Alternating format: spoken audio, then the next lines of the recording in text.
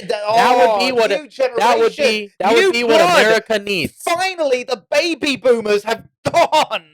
They've That would- finally retired. That would be Like, wow. that would be a presidential election I as an American would be proud of, and I would be okay with whoever won. Welcome to Men of the Times. On this episode, we are discussing the most exciting prospective candidate of the 2024 general election cycle, RFK Jr., and his recent appearance on the Joe Rogan show, where he discusses his uncle, his presidency, and the beginning of the disturbing military-industrial complex, which has now engulfed America's political scene. So we hope you enjoy it, and because we're going to keep talking about it here on Men of the Times.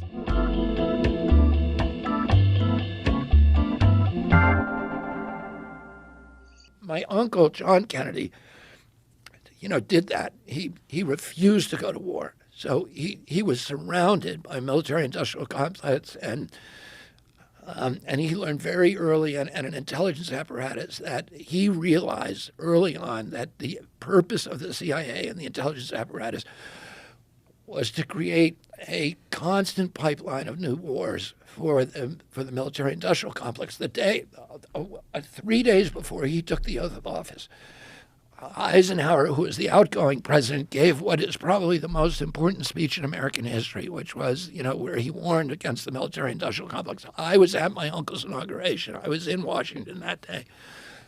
I was a 6-year-old boy. And I was sitting on the stands behind him, in front of him during his inauguration. And he understood that. And 2 months later, the military and intelligence came to him and said, "We got to invade Cuba." And he was like, "I'm not going to Cuba, and I'm not going to let the military." And they said, "Well, we got all these Cubans trained, and they're going to go attack Castro." And he said, "Well, we can't. The U.S. government can't be doing that. We can't be attacking. I don't like what Castro's doing down there, but it's not the United States' job to dictate what kind of governments other countries have." And they said, "Well, as soon as they land, there's going to be a big revolution. Everybody's going to rise up, and they're going to overthrow Castro." And he said, "Well, you can't use the U.S. military." And they ended up bringing those guys over with United Fruit boats. And in the middle of it, in the night, they came to him and said, "They're getting wiped out on the beach, and you need to send in the military and invade." And he said, "We're not going to do it." And he stepped out of that meeting, and he realized they had been lying to him and trying to trick him. And he said, "I want to take the CIA and shatter it into 1,000 pieces and scatter it to the winds." The way he's describing that, particularly the Bay of Pigs scenario, makes a lot of sense.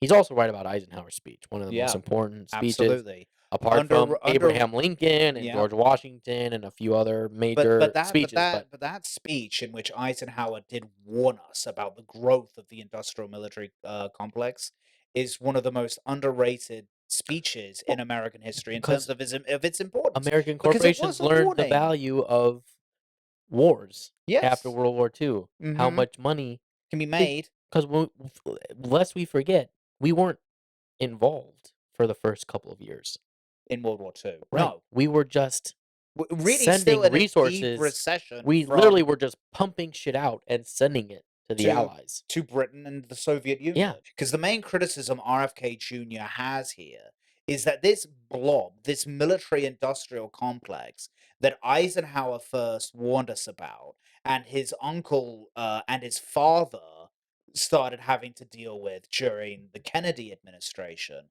has come full circle now that this blob, this military-industrial complex Russia. of CIA and the FBI have grown so big, so powerful, so unaccountable that with the Trump presidency, they really did take down a president. Because they did it. And the Durham report has proved this. Now, I don't think Donald Trump should be the president again. I just want to put that disclaimer out there. But you also cannot deny, and the Durham report has confirmed, that this unaccountable, unelected military-industrial complex, that includes, in my opinion, the CIA and the FBI, openly rebelled against an elected president because they That's didn't not the like biggest his thing. policies. That's not the big thing that what it's talking about here. That's what I think. The bigger That thing. it's become so powerful. No, this has nothing to do. So powerful. Why I don't even know why you are bringing Trump up. There's nothing. This has nothing to do with anything Trump Well, related. no. This Well, this is Russia Ukraine. No, yeah, but yes. This is Russia Ukraine. And but that's the reason. This is why maybe we didn't go into Syria. But that is the main point. This put the character. This has nothing to do. No. Put the character. This has nothing to do with Trump, other than the fact that Trump did not get us into any wars. And that's what they were angry with him about. I think they're angry with him about a lot of things. Yeah, but the same pressures he was facing is what his father and his uncle was facing. Now, again, disclaimer: I don't think he should be the president again. We're not getting into wars. But the next president. Why would we get into a war? What's the point of a war? What mutual? Who's making money in a war? Who? The point. Who? I ask you. Ask me. Ask you. But the point. Who's making money in a war? You have to ask yourself the question.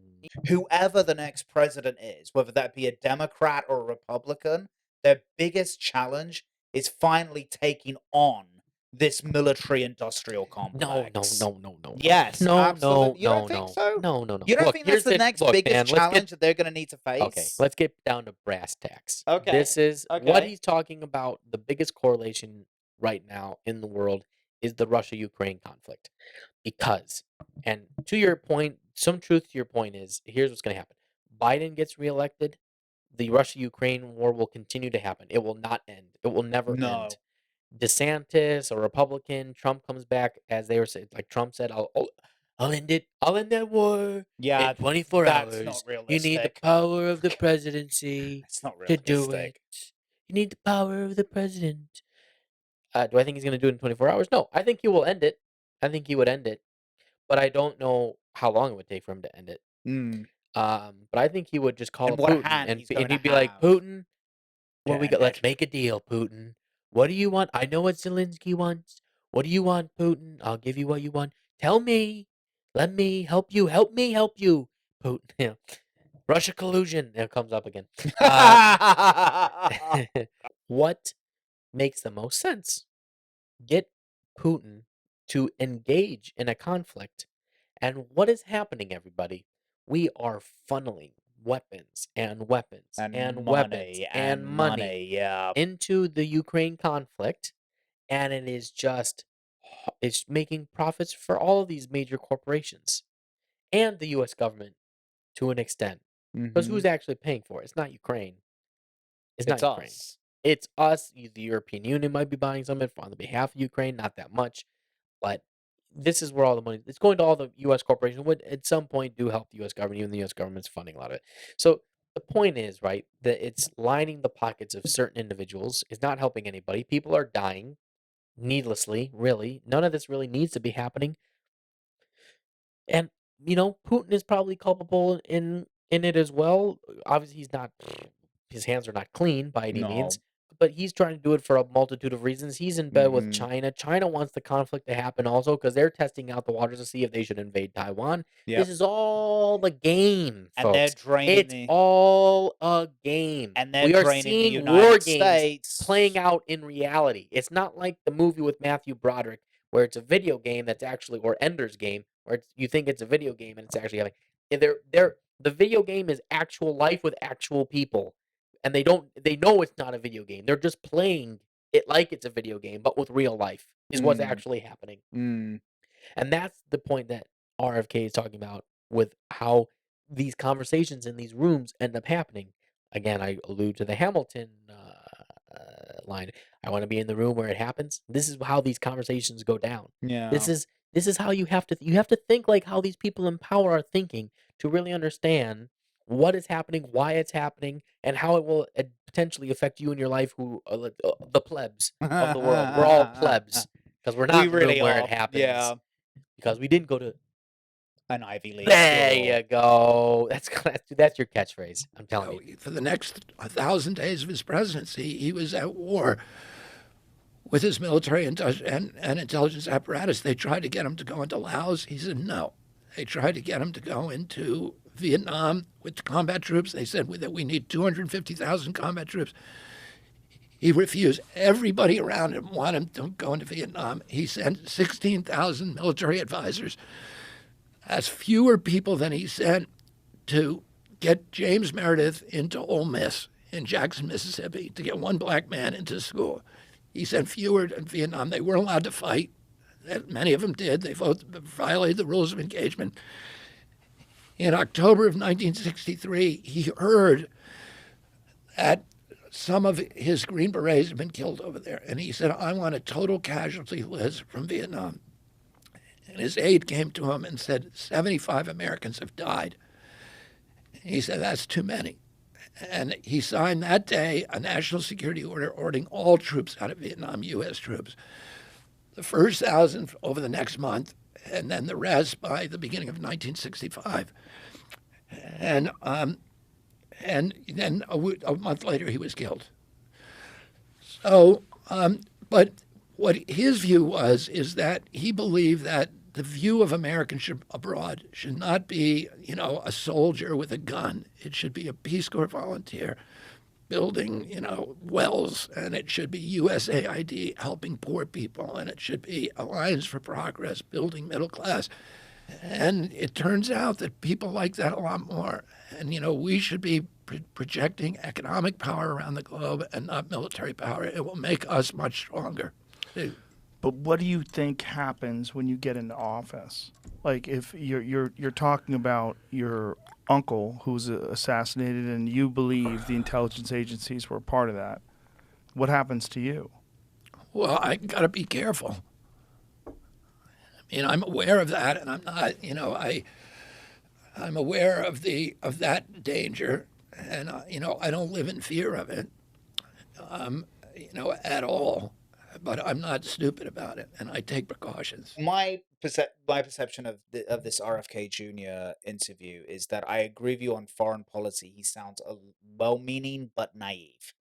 But when it comes, honestly, from what I've seen of domestic policy, where he says that he respects the Constitution and the Second Amendment, like you really hear that out of Democrats these days. I just don't. But the problem And is, the fact that he wants to take on the administrative state and this blob, which I said earlier, yeah, for me, that is the most important thing in America right now. I don't care if you're a Democrat or a Republican, as someone is going to cut the CIA and the FBI down to size and put it back in its place. That's what I want in our Yeah. next president. yeah. My biggest problem is his voice is annoying. Everyone says that. I mean, but it's true. For someone who loves I'm telling you. for someone who loves policy, when I hear like a lot of people narrow it down to like what I would consider superficial things, but they do actually matter. the problem, they does do matter. because he's the face of the country. Yeah. And imagine him But being apparently in conversations. he got that from a some kind of, I forget what the condition It doesn't matter. The point is that's how he sounds now. You like get some vocal surgery. It's just, but no, I wouldn't want him to do that. That's ridiculous. But I'm just saying it could hurt him. On a debate stage? What debate stage? They're not having any fucking debates. Yeah, I mean, the come on. Democrats are refusing. Yeah. Don't You know why? Because if they put him up against Biden, it would Biden be will night and fall day. apart. Even Yeah, even with his against voice. yeah. Look, if he was up against a regular field of people, he probably would lose because of his voice. Just because that's a weirdly humanistic, psychological thing that we all care about. We want to see somebody who looks strong. Having a weird kind of feckless voice makes him seem weak, and people go, I don't want the Biden person can't stand up. Yeah, but the problem was Biden went against Trump.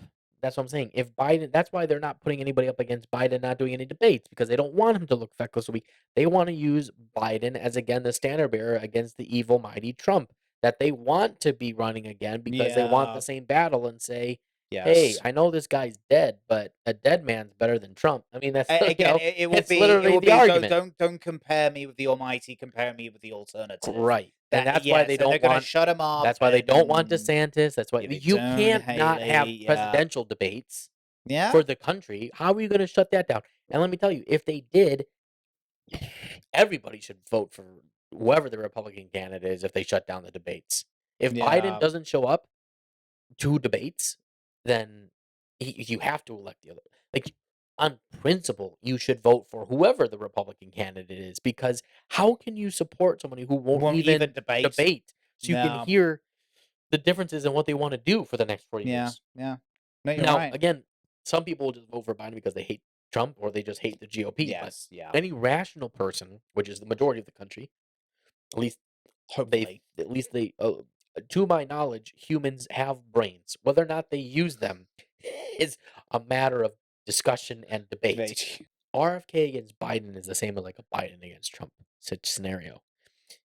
RFK would probably lose into a grander or a field where he's up against like-minded individuals who can speak well and whatever. Think of even RFK like against a Tulsi Gabbard.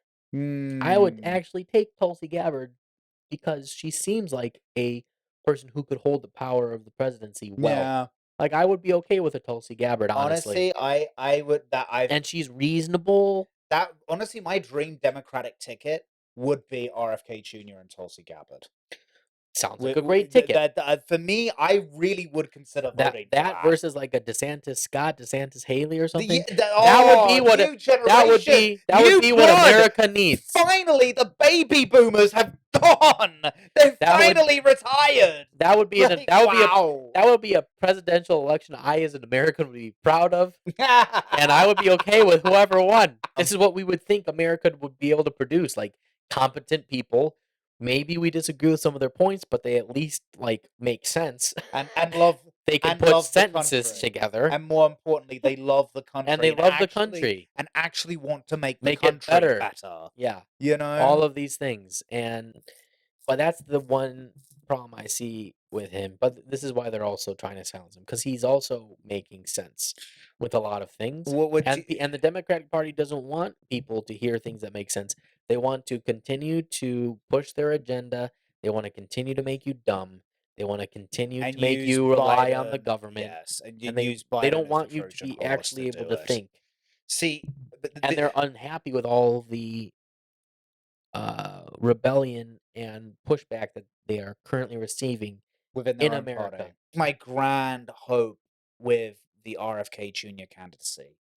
First of all, he's polling at about 20% in the Democratic primaries. That's as high as DeSantis is polling in the Republican primaries right now. So what does that tell you? What that tells me is that there is still a strong quarter of grassroots Democrats who want a change from Biden, and they want a viable alternative. They want something Yeah, else. the liberals. And the old school classical liberals. The Bill Maher's of the world. Yes, and RFK Jr. when he launched his debate and said, and I thought it was a great piece of political marketing. His shirt said, "I am a Kennedy Democrat." That rings so true to someone like me because my family were Kennedy Democrats, old school liberals who believed in a functioning, well run welfare state where no one got left behind, but at the same time, people loved America and the principles it was founded upon, and they knew that this was the best place to get ahead if they worked hard. Like that was my family. They were those Kennedy classical liberal Democrats. And I'm hoping, like I said, for foreign policy sounds a bit naive to me. But when he says things like the federal government got tyrannical during COVID, yes, they did. When he says things like the administrative state, the CIA, the FBI needs to be cut down to size and put back in its place, yes. When he says he loves the Constitution and respects the Second Amendment and that issue is settled, and I'm like, yes, that's the guy for me. So I'm starting to think at this moment, like in American history, whilst he may be a bit naive on the foreign policy, we as Americans need to kind of focus on ourselves for a little bit and realign and readjust and remember how great this country is. And if he's the candidate who's able to do that, yeah, I'd consider him. So, RFK Jr., do you want to learn more? Are you interested in voting for him? What do you think of his candidacy? How do you think he'll change the country and the Democratic Party? Let us know. We'd love to hear about What do it. you think about the military-industrial complex? We Yeah, talked about it. that's a big one. Let us know That's your a biggie. general comments. Yeah. Let us know what you think, how this is all affecting. We covered a lot in this episode, but this is what's happening in the times. And we are not going to stop talking about the times because we are men of the times. And we are looking forward to talking with you next time.